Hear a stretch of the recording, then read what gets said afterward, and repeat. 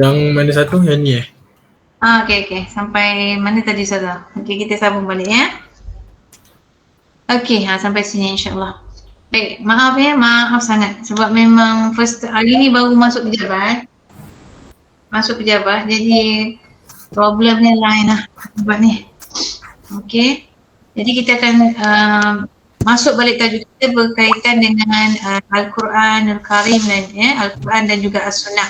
Tadi kita dah tahu bahawa Al-Quran itu ialah kalam Allah lah, itu rujukan yang pertama, rujukan utama. Di mana rujukan utama Al-Quran ini akan diterangkan dengan jelas melalui As-Sunnah ataupun hadis Rasulullah SAW. Jelas jadi apa yang dikatakan sebagai As-Sunnah ataupun hadis itu, dia adalah merupakan apa sahaja yang berkaitan dengan perkataan, perbuatan, persetujuan ataupun sifat-sifat Rasulullah ataupun baginda Nabi Muhammad SAW. Itulah dinamakan As-Sunnah ataupun hadis. Jadi bila kita membaca Al-Quran, sebab kita bukan orang Arab, dia dalam bahasa Arab kan. Jadi bila kita membaca Al-Quran, kita belum memahami apa maksud dan kita akan rujuk dalam tafsir Al-Quran. Betul? Betul tak? Betul. Okey. Itu pun bila kita rujuk dalam tafsir pun mungkin ada juga yang kita kurang fahami. Maksud yang tersirat di belakang ataupun kadang-kadang ayat-ayat Al-Quran itu sangat puitis, sangat indah, sangat tinggi nilai maksudnya. Yang merupakan kalamullah kalam Allah yang nak disampaikan kepada kita melalui Nabi Muhammad SAW, melalui risalah yang disampaikan melalui wahyu kepada Nabi Muhammad SAW. Jadi dengan cara kita perlu mempelajari kedua-duanya, iaitu kitab Al-Quran dan juga As-Sunnah atau hadis, kerana hadis ni lah yang akan menerangkan secara lebih jelas, secara lebih terperinci berkaitan dengan sesuatu isu ataupun perkara yang berkaitan dengan kehidupan kita. Contohnya pertama berkaitan dengan ibadah kan. Berkaitan dengan ibadah kita kepada Allah SWT. Sekejap.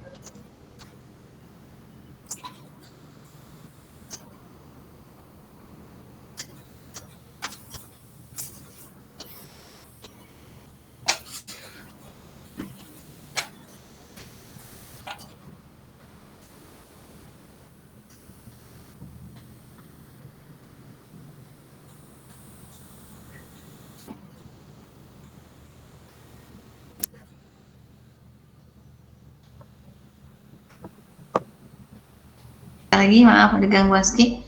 Okey, kita teruskan lagi slide yang berikutnya tu Imran. Okey. Jadi kita nak lihat peranan Al-Quran dan As-Sunnah dalam kehidupan manusia ni Sebenarnya Al-Quran ni diturunkan adalah untuk mendidik jiwa kita jiwa kita sebagai manusia.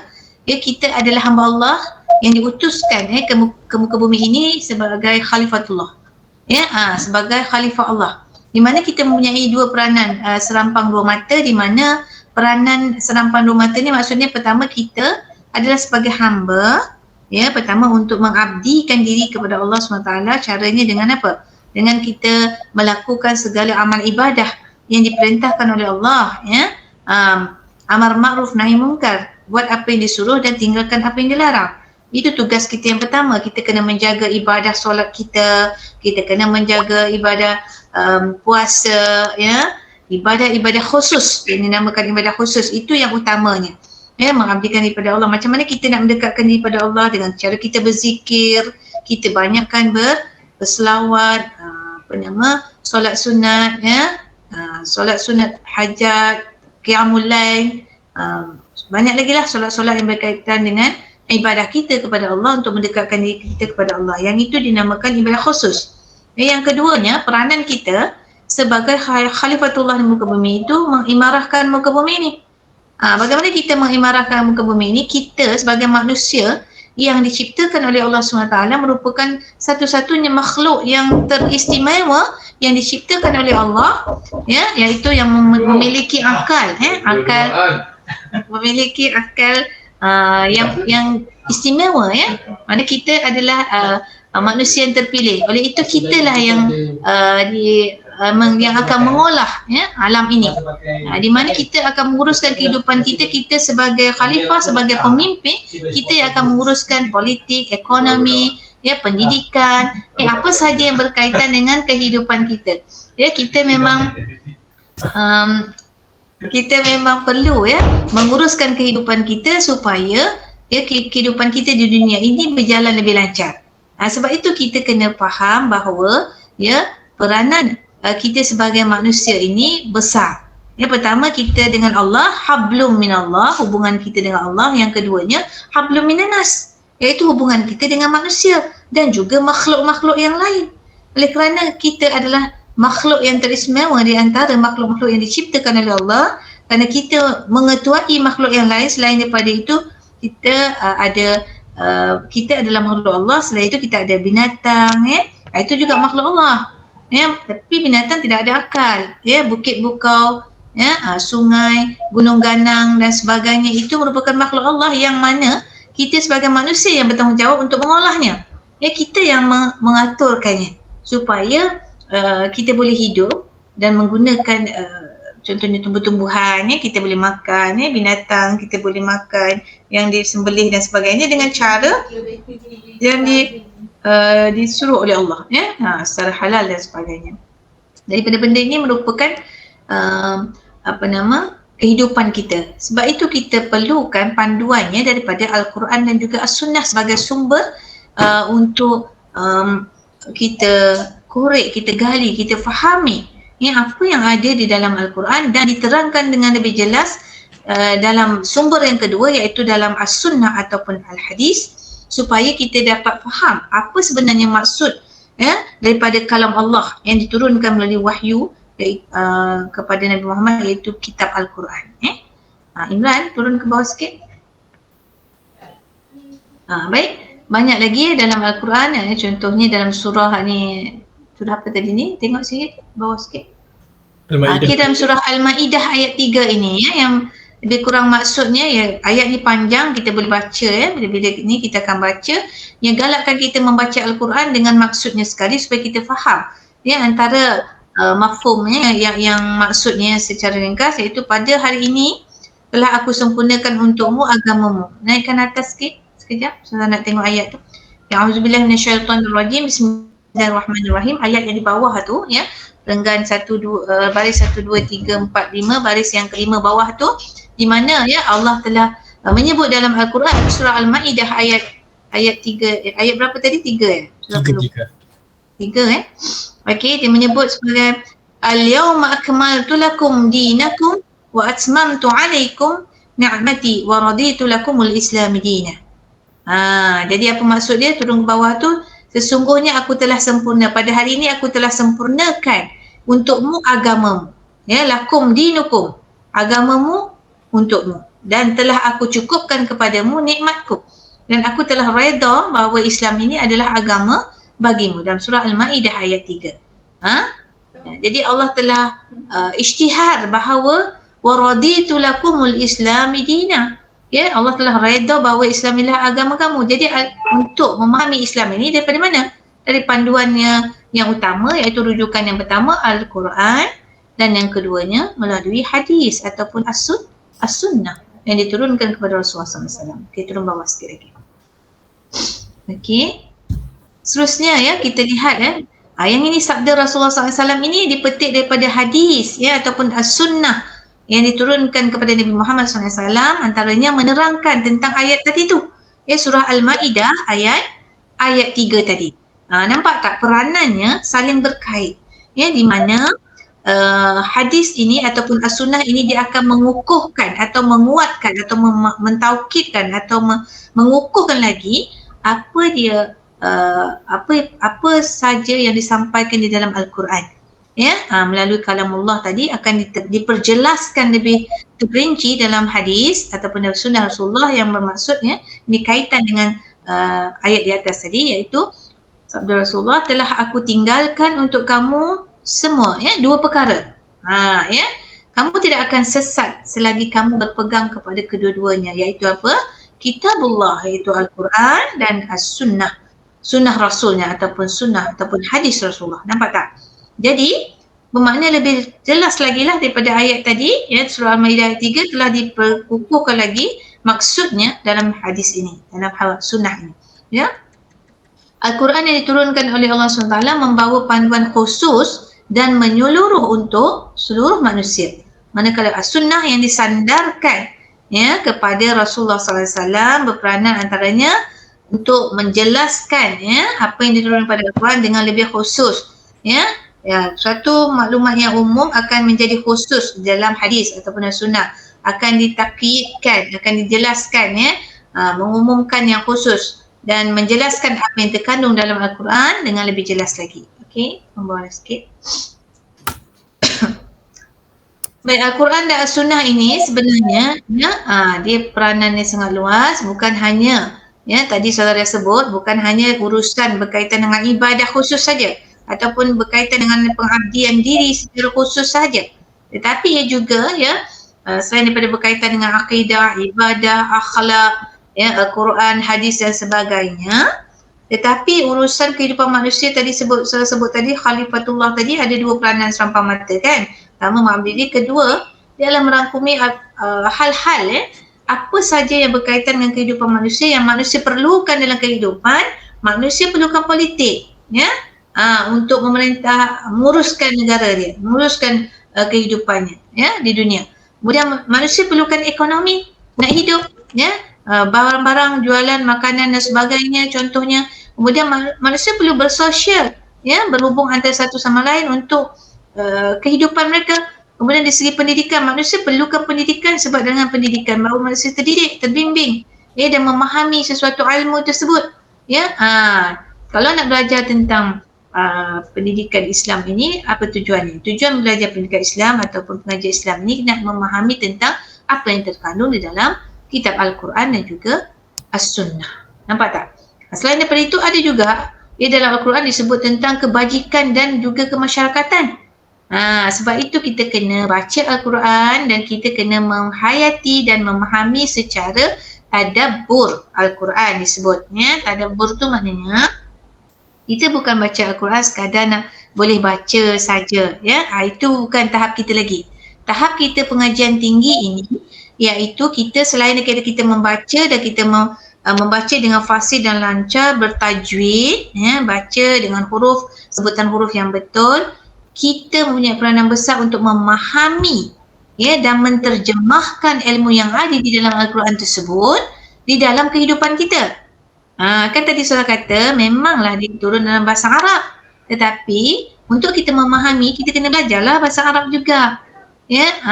Nampak tak kepentingannya? Sebab Al-Quran diturunkan dalam bahasa Arab, kita kena sebaiknya kita belajar bahasa Arab, ya. Paling tidak pun kita tahu maksud dia bila kita membaca tafsir Al-Quran. Dan bukan setakat baca tafsir, ya, kita perlu membaca juga hadis-hadis dan sunnah Rasulullah itu sebagai kita mentaukid atau menguatkan lagi untuk kita memahami satu-satu perkara tersebut. Contohnya perkara mudah je, kan. Turun lagi bawah, ya, dalam bawah lagi, ya.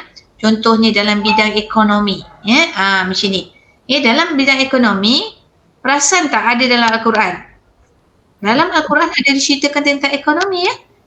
Dia kita tidak dapat fahami sekiranya kita tidak membaca tafsir dan tidak mentadabbur. Selain daripada itu, kita bukan hanya belajar sendiri, kita kena berguru lah. Ya, kita kena belajar dengan orang-orang yang pakar dalam bidang tafsir, para asatizah, ya, ustaz dan ustazah, para ulama dan sebagainya untuk dia menjelaskan, tafsir tersebut untuk diaplikasikan dalam kehidupan manusia. Sebab itu kita kena faham dalam Al-Quran ada cerita tentang ekonomi, di mana ekonomi itu penting untuk aktiviti manusia sehari-hari, bukan? Sebab manusia nak hidup. Bila nak hidup perlukan ekonomi, ya, perlukan politik, perlukan kehidupan dalam aktiviti kehidupan ni untuk dihidup. Ya, kalau tak ada berjual beli, tak ada makan, tak dapatlah beli makanan dan sebagainya, tak ada bercocok tanam, macam mana nak dapat sayur-sayuran, buah-buahan yang segar dan sebagainya. Itu semua adalah punca ekonomi atau punca kehidupan manusia. Nampak tak? Jadi dalam Al-Quran semua ada. Ya, melainkan kalau kita tidak mengkaji dengan mendalam, kita tidak memahami. Ya, apa saja ilmu berkaitan dengan matematik ke, ilmu sains ke, ilmu reka bentuk ke, teknologi, semua dah ada dalam Al-Quran sebenarnya. Tinggal lagi kita belum cukup mendalami atau menghayati apa yang terkandung dalam Al-Quran tersebut.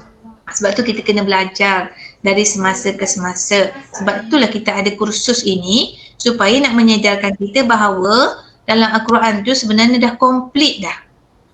Ilmu apa saja ada dalam Al-Quran. Ya, asas segala ilmu semua dalam Al-Quran.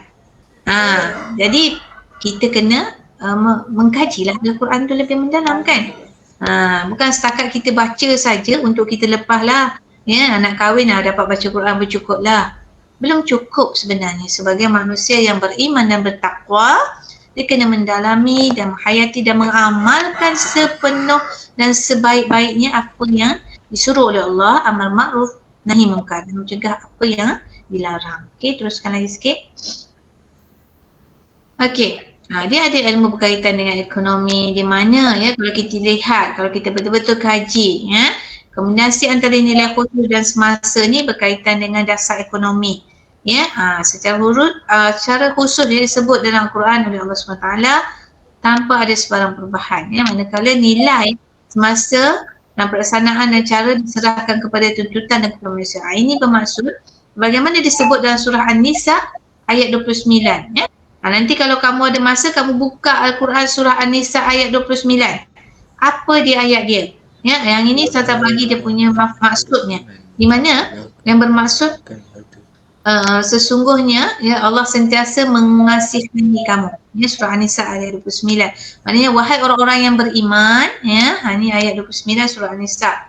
Janganlah kamu memakan ataupun menggunakan harta sesama kamu dengan jalan yang salah. Ya, melainkan dengan jalan perniagaan yang dilakukan secara suka sama suka di antara kamu. Dan janganlah kamu berbunuh-bunuhan sesama sendiri. Sesungguhnya Allah sentiasa mengasihani kamu. Jadi fokusnya ayat kat situ, jalan perniagaan itu adalah ayat berkaitan dengan ekonomi. Nampak tak? Di dalam Al-Quran disebut dalam surah An-Nisa ayat 29 akan dijelaskan lebih mendalam bila kita rujuk kepada hadis pula, kepada sunnah. Baru kita nampak apa sebenarnya yang diperkatakan di dalam Al-Quran tersebut. Itu dia peranannya Al-Quran dan As-Sunnah. Ya, dalam ayat-ayat yang lain pula, dalam surah Al-Baqarah ayat 168 hingga 169, maksudnya hai sekalian manusia, makanlah yang halal lagi baik dari apa yang terdapat di bumi ini.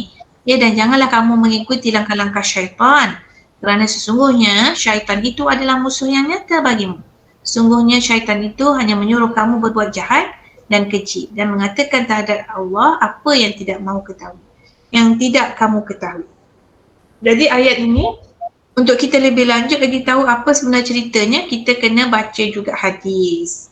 Ya, kena kaji juga As-Sunnah. Okey, teruskan bawah.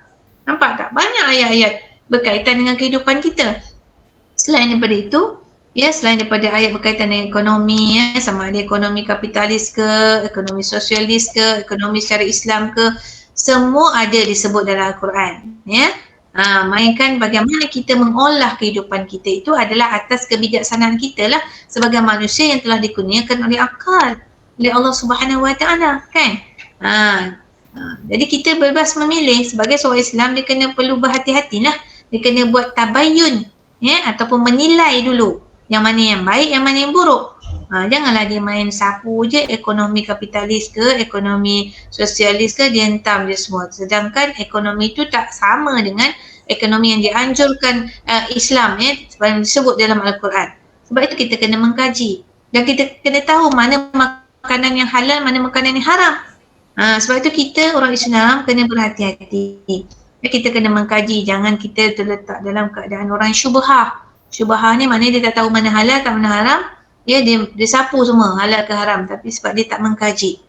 Dalam Al-Quran disebut, ya, yang halal tetap halal, yang haram tetap jelas haramnya.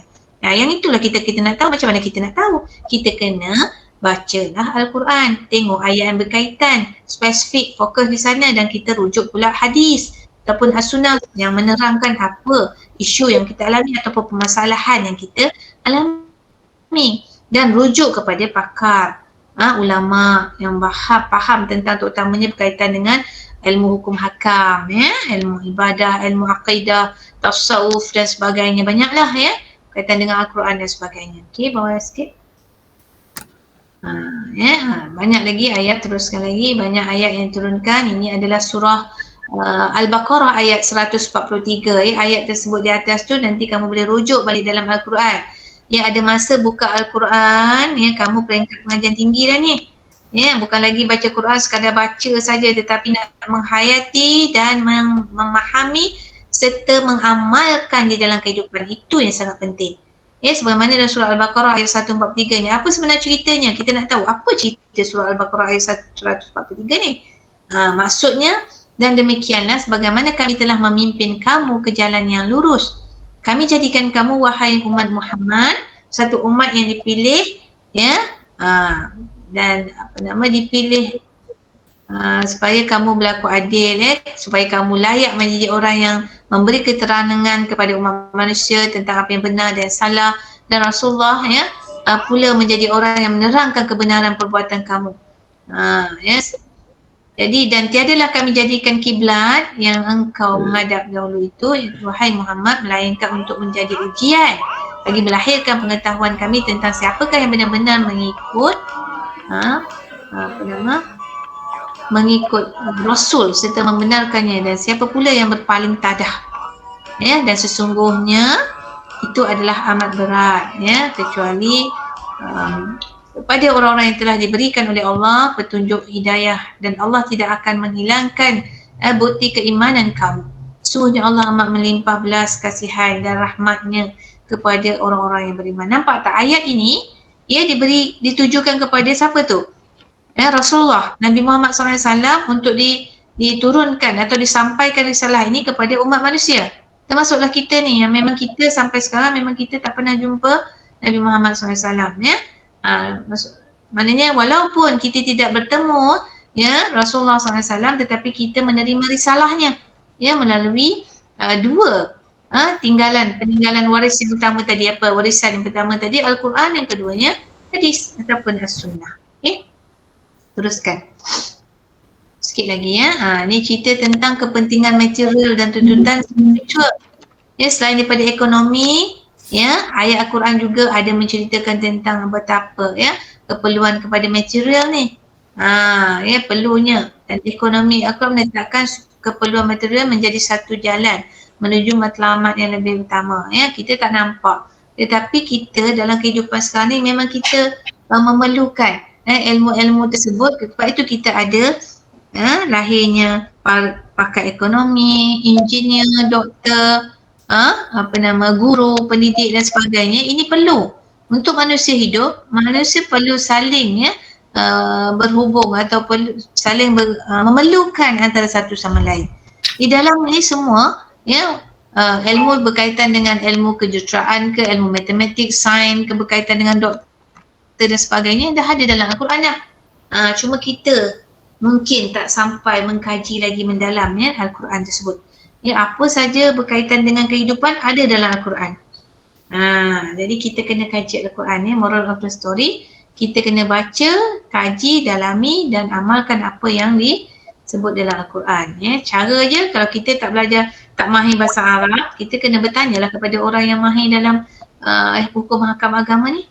Utamanya para ustaz, ustazah, para ulama, para asatizah, para pakar tafsir, pakar hadis, pakar hukum hakam dan sebagainya. Kita kena rujuk lah.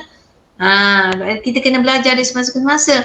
Boleh menuntut ilmu di contohnya macam ni di IPG. Kita boleh juga menuntut ilmu di mana-mana saja dalam YouTube pun ada, tetapi hati-hati kita dalam memilih ilmu ni. Kita kena cek berguru dengan orang yang betul. Kalau takut zaman sekarang ni zaman fitnah.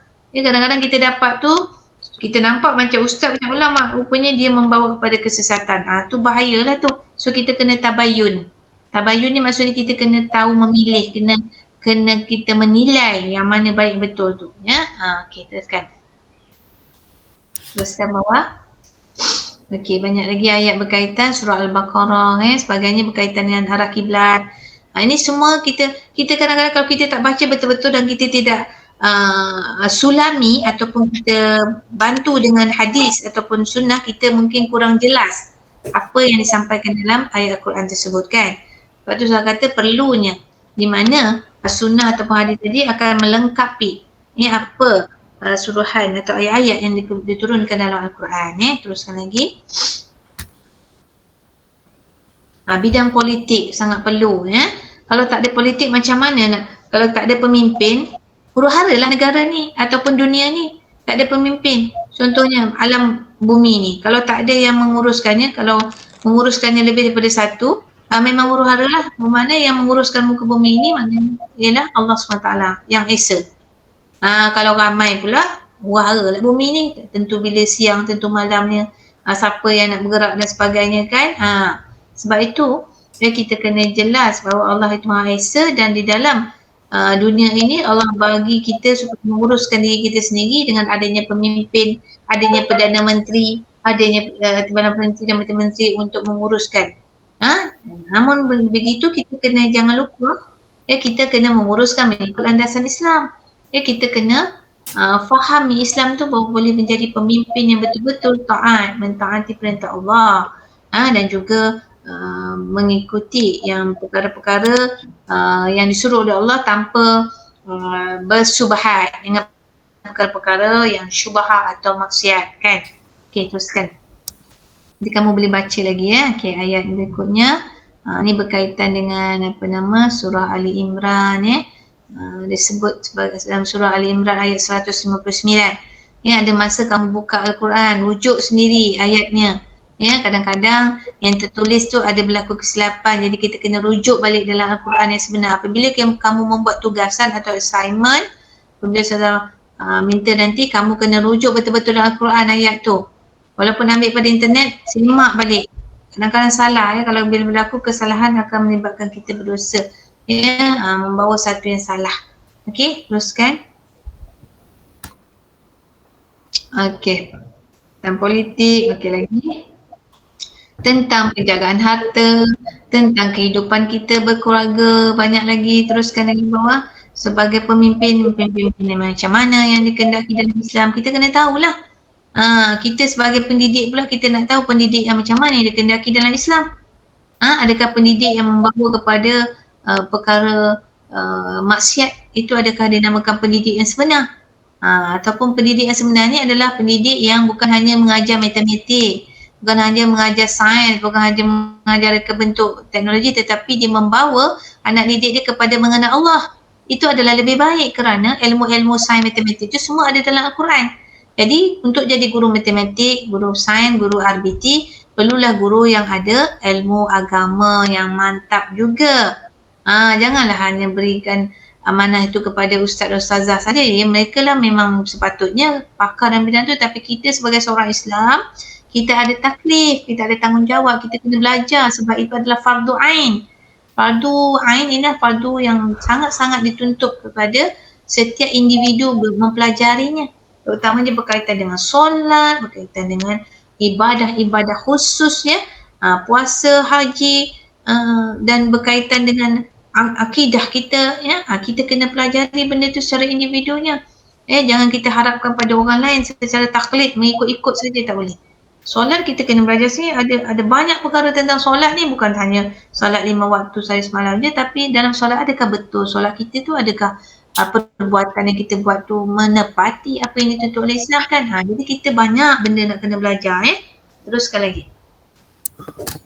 Okey, kita dah sampai ke pukul 10 dah, sikit lagi Okey, dalam politik dan sebagainya, juga kalau kita lihat dalam bidang sosial kan, terumpama lagi, sosial pun kita perlukan rujuk pada Al-Quran, kerana tanpa ada Al-Quran ni sebagai jadi panduan, kita akan tersasar ke mana-mana kan.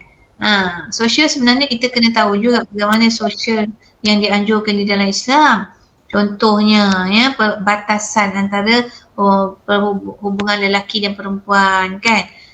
Bukan boleh sesuka hatilah kita bercampur lelaki dan perempuan tanpa ada urusan yang benar-benar benar-benar bermanfaat pada kita. Kerana ditakuti perkara-perkara seperti disebut dalam Quran la taqrabuz zina, jangan kamu hampiri zina, hampir pun tak boleh. Ni apatah lagi melakukan zina. Maksudnya kamu hubungan lelaki dengan perempuan kena jaga. Kalau lelaki dan perempuan dia dah ada perasaan cinta dan tak boleh menjaganya, lebih baiklah kamu berkahwin atau bernikah, betul tak? Sebab Islam ada panduannya. Okey, teruskan lagi. Sikit je lagi, ada slide Ustazah ni. Okey, lagi Imran. Sampai bawah tak apa. Okey, lagi kita tengok. Lagi. Banyak ayat-ayat ni kamu tengok balik nanti ya.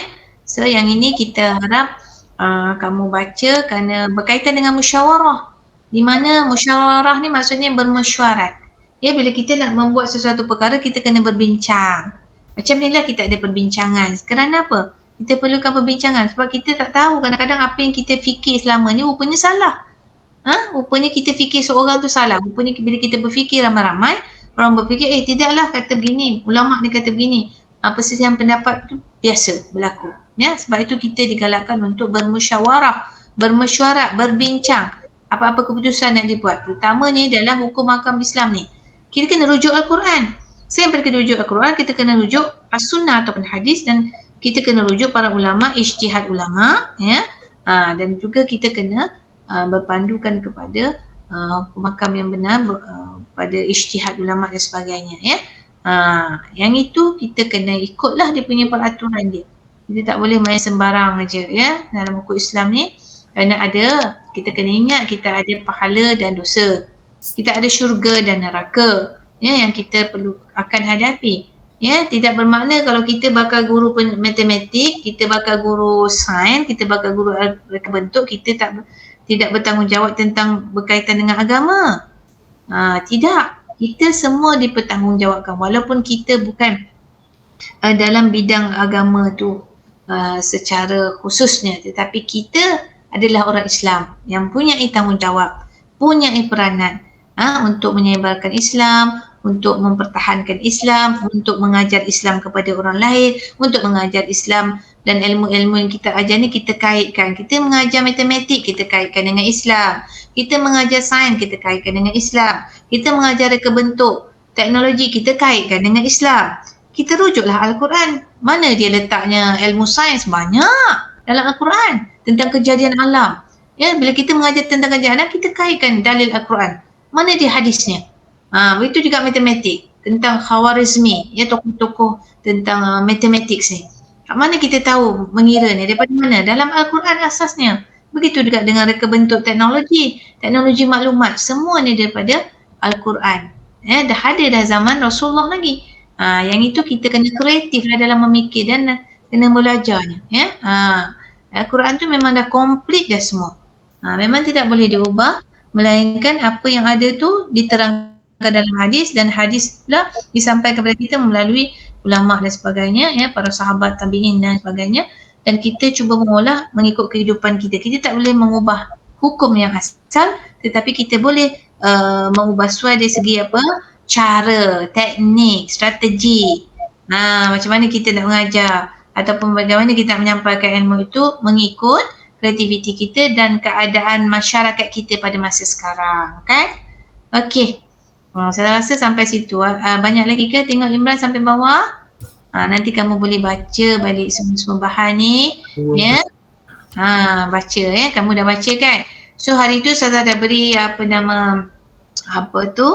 artikel tu juga kamu baca. Saya dah nampak dah kamu buat sedikit nanti kita akan cuba bincang ada masa nanti sikit, ya. Kita minta beberapa orang pelajar akan menyebutkan sikit apa yang dibuat dalam pengurusan grafik berkaitan dengan artikel yang sudah bagi minggu lepas, okey. Rasanya hari ni kita sampai sini je. Maaflah tadi, ya, keadaan yang tanpa diduga lah, sebabnya keadaan masalah internet ni masalah orang kata kita tak dapat nak elak lah, bukan kerja kita, bukan kepakaran kita di sini, ya. Jadi saya minta maaf banyak-banyak yang tu, tetapi insyaAllah kita cuba. Sebab hari ni ada pertama Ustazah berita langsung dengan kamu secara atas talian di pejabat, ya, di bilik Ustazah ni, di IPG punya masalah internet, dan Alhamdulillah dapat diselesaikan. Ustazah cuba buka desktop, ya, gunakan line kabel baru boleh. Kalau tidak memang itu mungkin ramai pensyarah yang guna, dia agak sesak sikit kot tadi tu. Okay, ada soalan tak setakat ni? Ada soalan? Kalau tak ada soalan, Imran tolong tutup balik slide tu. Terima kasih banyak-banyak Muhammad Imran bin Rusli kerana membantu Ustazah. Alhamdulillah. Yang lain ada soalan setakat ni? Masih kamu ada di sana? Masih bersama dengan Ustazah? Ya. Ada Ya, Ustazah. ya.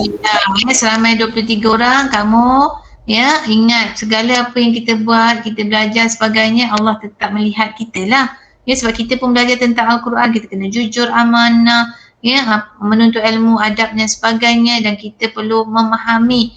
Banyak lagi dalam Al-Quran tu kita tak kaji lagi tu. Banyak yang kita dalam kehidupan ni sebenarnya tak cukup masa. Janganlah buat perkara-perkara yang larak atau sia-sia, buatlah perkara yang berfaedah dan manfaat. Banyakkan baca Al-Quran dan menghayati maksudnya dan mengamalkan apa suruhan Allah. Amal ma'ruf, nahi mungkar. Kalau tak ada soalan Ada.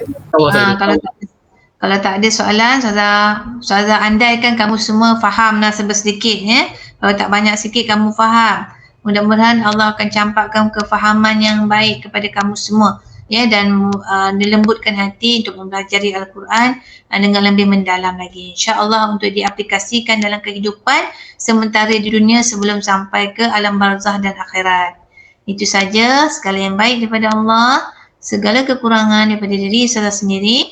Mohon ampun dan maaf jika ada kekurangan, kesilapan dan sebagainya, teknikal. So, kita jumpa lagi dalam kuliah dan tutorial kita pada minggu hadapan. Jadi, Ustazah harapkan yang record ni tolong masukkan dalam GC supaya rakan-rakan yang lain juga dapat mendengar dia semula.